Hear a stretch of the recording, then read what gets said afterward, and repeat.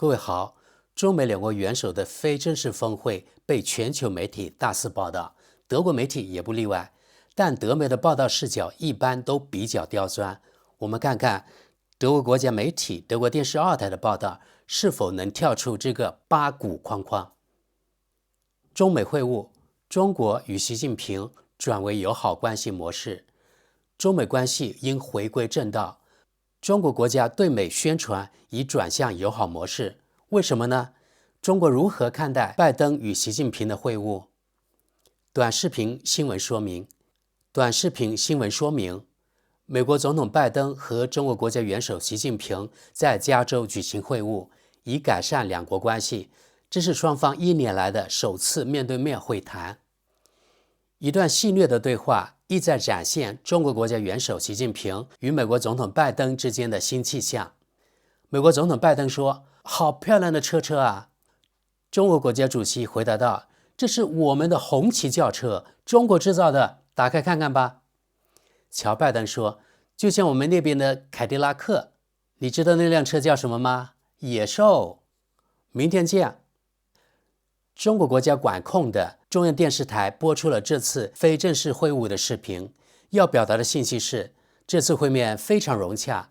拜登随后亲自把习近平送上车，两人像老朋友一样聊天。德国之声点评：还好，德国电视2台报道了这个细节。我觉得习主席自豪地介绍国产红旗轿车值得点赞。我们来看看拜登又说了些啥。我想我们的这种关系会继续下去。I agree. 我同意。It's a beautiful vehicle. 啊，这车好漂对，亮我们啊！红旗车，国产，来看一下，真的是。Oh, it's like that Cadillac we have over there. 就好像我的那个凯迪拉克一样啊。 International meetings, they fly those with me. You know what they call that car? 那每一次我到外面去，这车都跟着我，你知道它叫什么吗？ They call it the Beast. 切，野兽。 Thank you. 感谢。明天见，明天见。 See you tomorrow. Thank you. 感谢。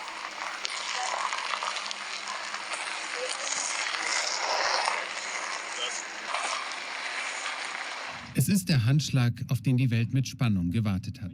Ein Jahr herrschte Funkstille. Jetzt reden die Präsidenten der beiden wichtigsten Weltmächte wieder miteinander. Allein das gilt in diesen Zeiten schon als Erfolg. I value our Ich conversation. schätze unsere Unterhaltungen, denn ich glaube, es ist von höchster Bedeutung, dass wir uns klar und deutlich verstehen, von Anführer zu Anführer ohne Missverständnisse. Wir müssen sicherstellen, dass unser Konkurrenzkampf nicht in einen Konflikt mündet. Ich glaube, dass auch die Welt das von uns beiden erwartet. Zwei Mächte wie China und die USA dürften sich nicht den Rücken zukehren, betont auch Chinas Präsident Xi.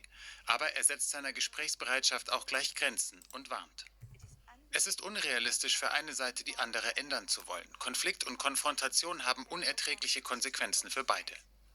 Ganze 4 Stunden lang sprechen die beiden in dem luxuriösen Landgut südlich von San Francisco, das als Tagungsort ausgewählt wurde. Diskussionsstoff gibt es genug. Unterschiedliche Haltungen zu den Kriegen im Nahen Osten und der Ukraine zum Beispiel. Chinas weitreichende Gebietsansprüche im südchinesischen Meer und der wohl gefährlichste Konflikt von allen, Taiwan. Die Wiedervereinigung mit Taiwan ist für die chinesische Führung extrem wichtig geworden. Xi Jinping unterstreicht das regelmäßig. Das heißt aber nicht, dass ein militärischer Konflikt unvermeidbar ist. Sollte China den Inselstaat tatsächlich angreifen, haben die USA Taiwan militärische Unterstützung zugesagt. Die grundsätzliche Haltung beider Großmächte hat sich zwar auch durch das Treffen nicht geändert, aber zumindest die Gefahr einer versehentlichen Eskalation soll verringert werden. Wir nehmen den direkten Kontakt zueinander auf Militärebene wieder auf. Sie haben ja mitbekommen, dass dieser abgebrochen war, und das war besorgniserregend. So passieren Unfälle und Missverständnisse. Wir haben jetzt wieder direkte, offene und klare Kommunikation. China plädiert seinerseits für eine Reduzierung von US-Handelsbeschränkungen und Sanktionen, die seiner schwächelnden Wirtschaft schaden. Der Planet Erde ist groß genug, damit beide Staaten erfolgreich sein können. Der Erfolg des einen ist die Chance des anderen. Konkrete Zugeständnisse in der Handelspolitik gab es aber keine. Und so hatte der US-Präsident der Presse nach dem Treffen wenig Handfestes mitzuteilen. Aber er ließ die Weltöffentlichkeit zumindest mit der Hoffnung zurück, dass die Beziehung zwischen den beiden mächtigsten Staaten der Welt nicht noch schlechter wird. 中国的宣传集中于中美友好的信号。审视美国，中国已将所有信号都调整为友好模式了。几周以来，该国宣传机器一直在朝着这个方向运转。中国外交部发言人通过一张38年前习近平在旧金山金门大桥前的照片来庆祝中国国家元首第2次访问此地，而在此之前，他的首次访美也是旧金山。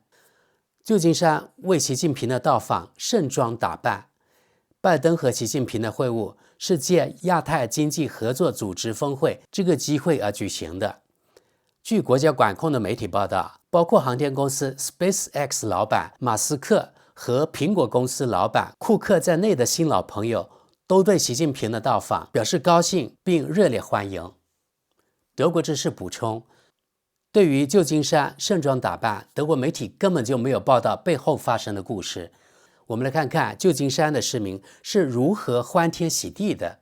从民众发自内心的喜悦以及他们的描述来看，平日的旧金山是何等的肮脏与危险，很多女性都不敢上街，而安全似乎成了奢望，这也太讽刺了。这让那些1450们以及职人们情何以堪呢？我们回顾一下，以及一起与旧金山人民由于习主席来访，旧金山连夜变新金山而带来的喜悦。First, I would like to say welcome to San Francisco to all our Asian American friends from across the pond. We love having you guys here. We love that you guys are visiting San Francisco. Everybody in San Francisco loves you guys. And the second thing I would like to say is it's a little concerning to me because, every single day we asked San Francisco Democrat leaders to please clean our community and keep the streets clean. I mean, we ask them every day upon weeks, upon months, upon years on end. And magically overnight, the streets get cleaned when the president comes into town. And it's really nice to see the streets clean like this.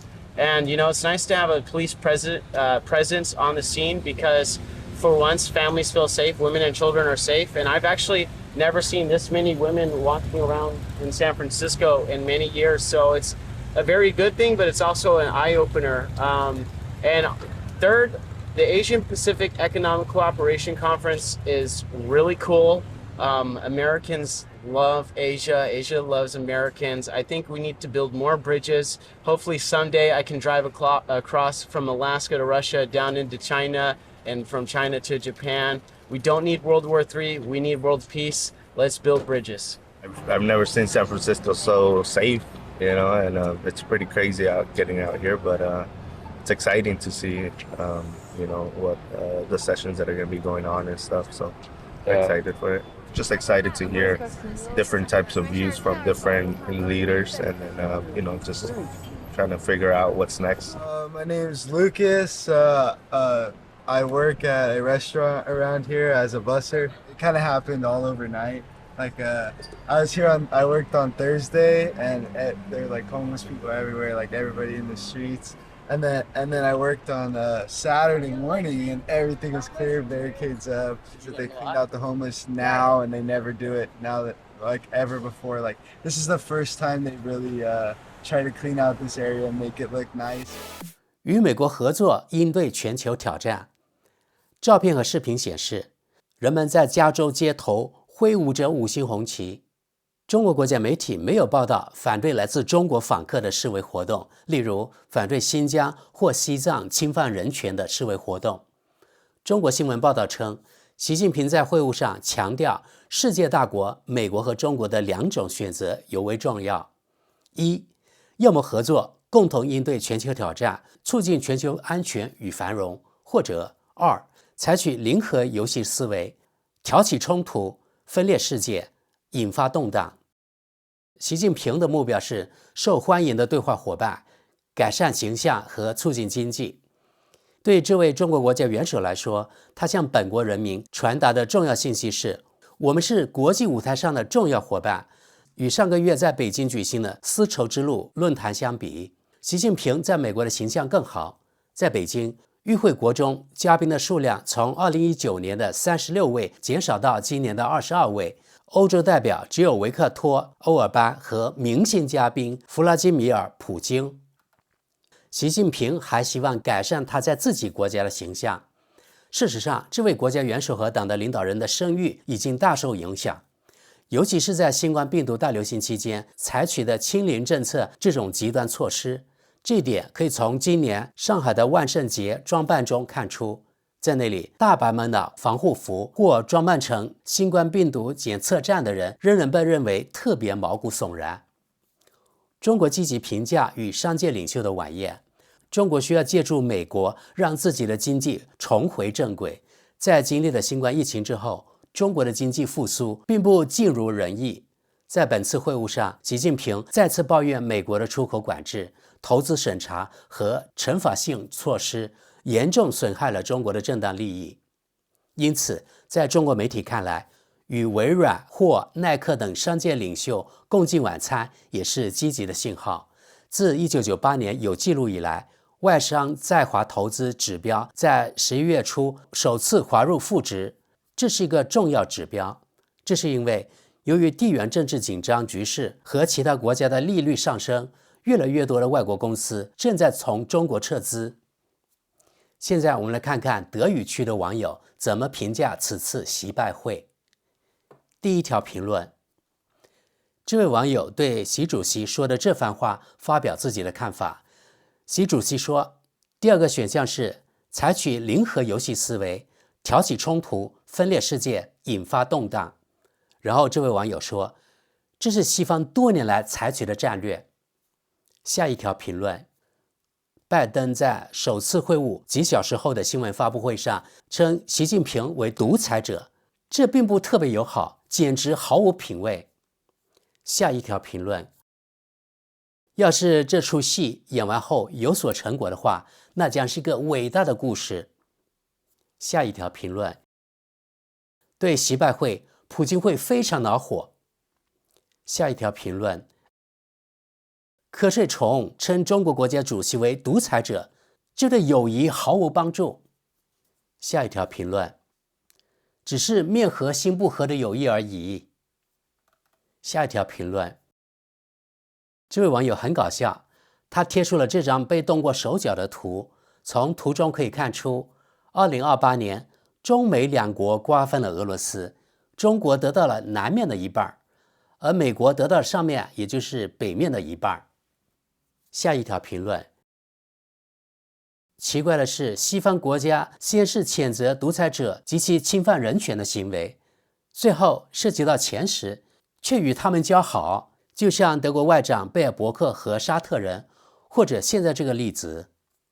下一条评论，习拜会对台湾来说是好还是坏？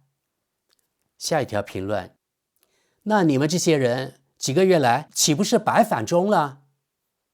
下一条评论，中国一直都在呼吁恢复友好，是美国想用制裁和经济战阻止中国的复兴。下一条评论，这种友好只能维持到习近平返程。下一条评论，只有德国电视2台的蠢狗才会信，明天拜登就会玩得一干二净。下一条评论，莫斯科一定很欢迎习拜会吧，你懂的。下一条评论，瞌睡虫称他为独裁者。下一条评论，绝对没有，只有生意与利益，没有什么友谊。下一条评论，德国电视2台的编辑们都眼瞎了吗？习近平只是在等待美国总统大选，希望拜登下台。习近平就是个骗子，就像书上写的那样。下一条评论，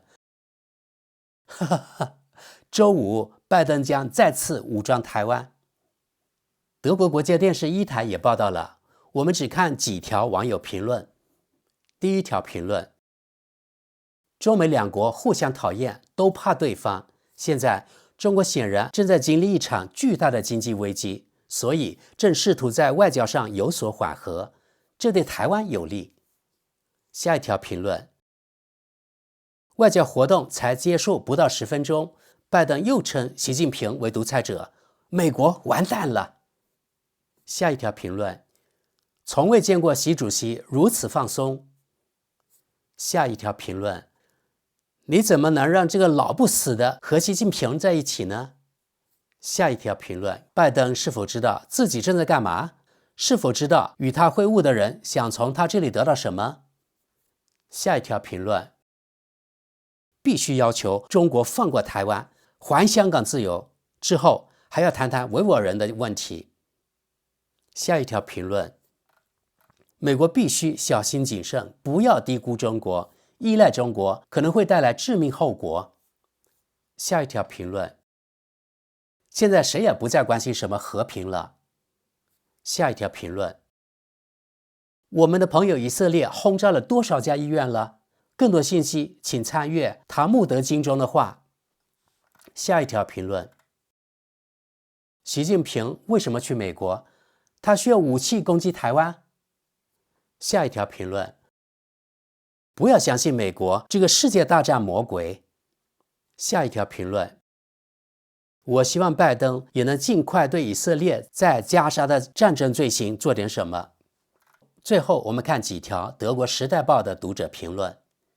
第一条评论，如果这2个超级大国能够重归于好，将为世界的可持续稳定与安全做出巨大贡献，而双方似乎都愿意这样做。当然，不幸的是，明年美国大选之后，情况可能很快又会变得更糟。下一条评论，根本没什么可谈的。下一条评论，中国承诺了不攻击台湾吗？否则习拜会没什么价值。下一条评论，会晤是明智之举。